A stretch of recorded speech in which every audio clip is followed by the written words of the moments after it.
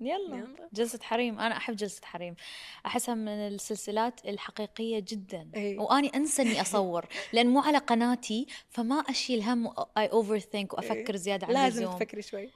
احيانا جايز نتعارك قبل ما نصور، حتى مو احيانا، يعني يمكن دوم. مرتين من 5 مرات احنا متعاركين، وعادي لك بداية الحلقة نتعارك بس بعدين. تدرون إنه بنين تقص كثير من كلام اي جلسة لازم. لأنه اوه أنا ماي جاد، أسولف. ثاني حلقة، إيه ثاني حلقة كانت مصيبة.